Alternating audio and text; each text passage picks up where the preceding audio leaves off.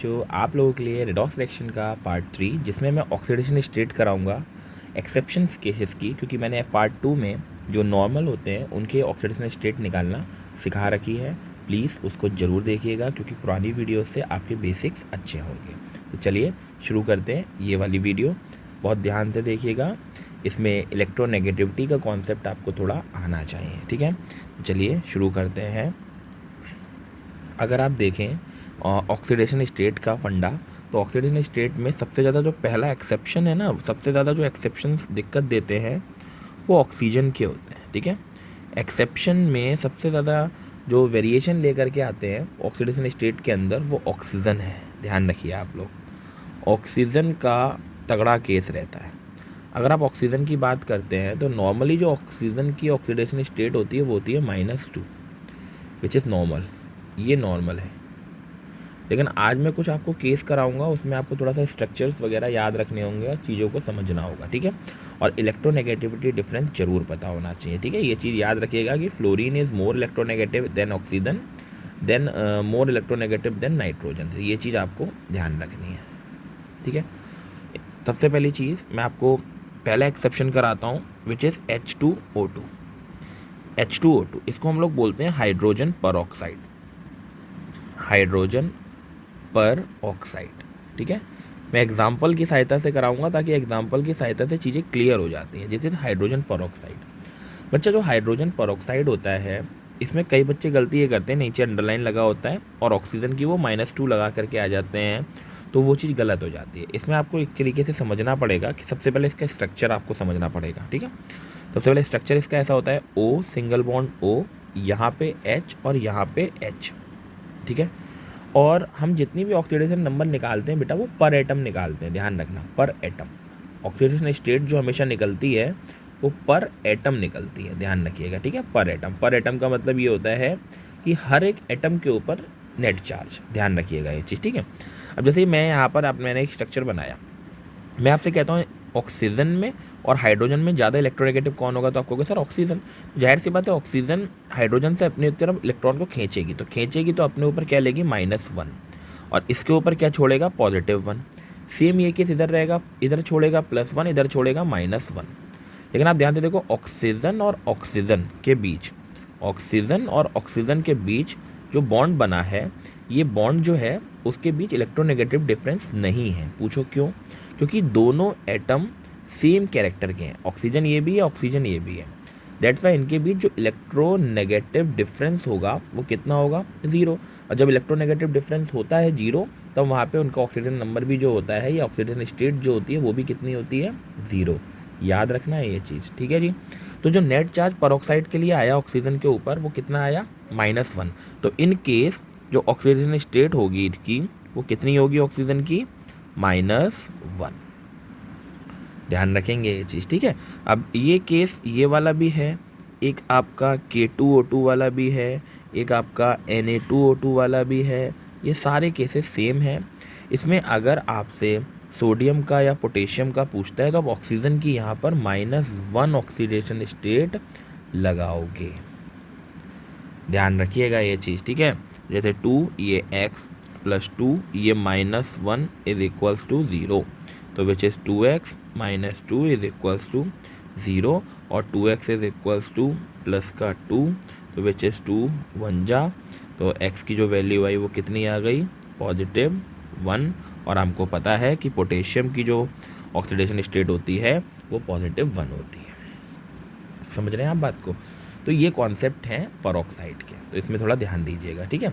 अच्छा, अब जो केस आता है, एक ओलियम का केस आता है, बहुत इंपॉर्टेंट है वो ओलियम का केस। वो भी ज़्यादातर पेपर में दे दिया जाता है, तो बच्चे उसमें कंफ्यूज हो जाते हैं। तो मैं आपको क्लियर करता हूँ कि आपको कंफ्यूज नहीं होना है। एक ओलियम का केस आता है बेटा, ओलियम इज़ H2H2O7। इसमें सल्फ़र का ऑक्सीडेशन नंबर पूछा जाता है। तो कई बच्चे ऑक्सीजन की यहाँ पर -2 लगा करके आ जाते हैं और आंसर जो आता है उनका बहुत तगड़ा आता है, जो कि गलत हो जाता है, ठीक है। तो ये सब चीज़ें जो होती हैं स्ट्रक्चर्स से बनती हैं, इसलिए एक्सेप्शन का केस रहता है। ये सारे के सारे जो होते हैं, ये सारे के सारे आपके एक्सेप्शंस होते हैं। तो इसके लिए स्ट्रक्चर देखो कैसे बनेगा, सल्फ़र और सल्फ़र थोड़ा सा दूर, फिर 7 ऑक्सीजन है, तो एक ऑक्सीजन यहाँ लगाओ, एक यहाँ लगाओ, एक यहाँ लगाओ, एक यहाँ लगाओ, 4 ऑक्सीजन आपके बन के तैयार हो गए। एक ऑक्सीजन यहाँ लगाओ, एक ऑक्सीजन यहाँ लगाओ, 6 ऑक्सीजन हो गए। अब आपको एक ऑक्सीजन के साथ लगाना पड़ेगा, बाकी कॉर्नर्स पे क्या लगेंगे, हाइड्रोजन। अब आप इनके साथ डबल बॉन्ड लगा सकते हैं, कोई दिक्कत नहीं है। मैं उम्मीद करूँगा कि आप लोग थोड़ा थोड़ा केमिकल बॉन्डिंग पढ़े होंगे। और बीच में इनके आ जाएगा single bond. This is the structure of H2S2O7। अब हम आपसे कहते हैं हमें सल्फर की ऑक्सीडेशन स्टेट निकालनी है। तो अब जिस बच्चे को ये बनाना आ गया वो इलेक्ट्रोनेगेटिव डिफरेंस तो बहुत आराम से कर सकता है। अगर हम पर एटम सल्फर की बात करें तो अब ध्यान से देखिएगा, यहाँ पे थोड़ा सा गेम। अगर ये ऑक्सीजन अपनी ओर इलेक्ट्रॉन को खींचेगा तो इसके ऊपर पॉजिटिव चार्ज देगा। ऐसे यहाँ पे -2 खींचेगा तो इसके ऊपर पॉजिटिव 2 चार्ज देगा।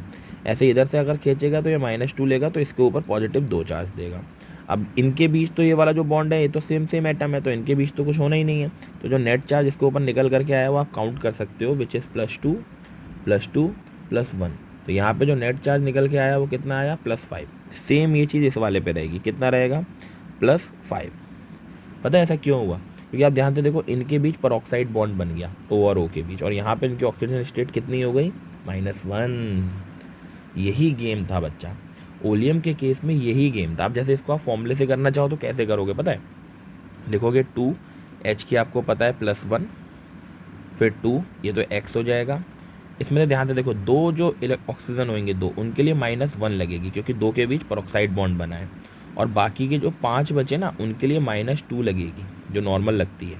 नेट चार्ज 0 है। 2 1 जा 2 विच इज़ 2x, 2 1 जा 2, 5 2 जा 10 इज इक्वल्स टू 0। तो ये हो गया हमारे 2 से 2 cancel, 2x is equals to +10। 2 से इसको हमने कट कर दिया, 2 5 दा x की जो वैल्यू आई वो कितनी आ गई, +5। और यही हमारा ऑक्सीजन स्टेट निकला भी था इलेक्ट्रोनेगेटिव डिफरेंस की वजह से। समझ रहे हैं ना आप लोग बात को। एक्सेप्शन केसेस ऐसे नहीं होते, एक्सेप्शन केसेस के लिए हम लोग को थोड़ा सा ज़रा जो बेसिक होता है वो ध्यान में रखना पड़ता है। इसलिए मैं आपसे कहता हूँ कि वीडियो को प्रॉपर देखा करो, 1-2 बार देखा करो, ताकि जो कॉन्सेप्ट है वो क्लियर हो जाए, और कॉपी पेन लेकर के नोट्स को बनाया करो, है ना। ये चीज़ें हैं, ठीक है। ये कॉन्सेप्ट आपको अगर आ जाएगा तो आप बेहतरीन हो जाओगे बैलेंसिंग में भी, क्योंकि बैलेंसिंग में थोड़ा सा बेटा बेसिक्स लगते हैं। अगर बैलेंसिंग आप ऐसे नहीं कर सकते रेडॉक्स रिएक्शन की, उनके लिए कॉन्सेप्ट लगते हैं। तो इसीलिए मैं आपसे कह रहा हूँ ये सब चीज़ें ध्यान से रखो। अगला बेटा एक केस आता है क्रोमियम पेंटा ऑक्साइड का। ये भी केस ब्यूटीफुल है, क्रोमियम पेंटा ऑक्साइड, ये भी केस अच्छा है, क्रोमियम पेंटा ऑक्साइड। इसका जो फॉर्मूला होता है विच इज़ CrO5 आ जाता है, इसका भी ये भी केस आ जाता है, टीचर बनाने को दे देता है। हम लोग जो है वो क्या नाम है -2 लगा करके आ जाते हैं, और जो केस है वो गलत हो जाता है। तो सबसे पहले इसको ज़रा समझिएगा, स्ट्रक्चर देखिए इसका बटरफ्लाई स्ट्रक्चर होता है। यहाँ पे Cr आएगा बेटा, यहाँ पे इस तरीके से आप ऑक्सीजन को अरेंज करोगे, ये O O O और O, फिर इनके बीच भी बॉन्ड बनाओगे आप, ठीक है। और फिर ये डबल बॉन्ड ऊपर आएगा एक, ठीक है। अभी आप जब 12th क्लास में आओगे तो आप समझ जाओगे क्रोमियम है, मैग्नीज है और आयरन है, ये सब वेरिएशन, यानी कि वेरिएशन देते हैं ऑक्सीडेशन नंबर में बेटा, क्योंकि ये डी ब्लॉक एलिमेंट्स होते हैं।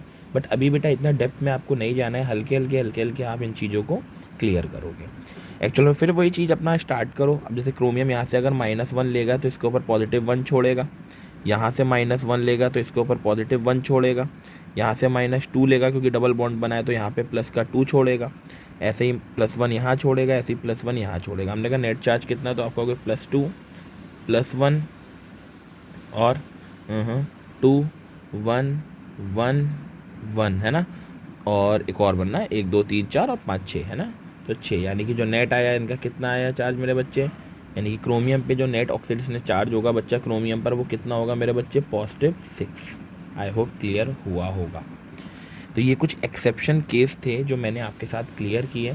अगर आप इनको अच्छे से देख लोगे तो आपका सारा कॉन्सेप्ट क्लियर हो जाएगा, ठीक है बच्चा। तो अच्छे से देख लीजिएगा, और अगर वीडियो ठीक लगी हो, अच्छी लगी हो, या कुछ समझ आया हो या हेल्पफुल लगी हो तो प्लीज़ अपने फ्रेंड सर्कल में वीडियो को ज़रूर शेयर कीजिएगा। थैंक यू सो मच बच्चा।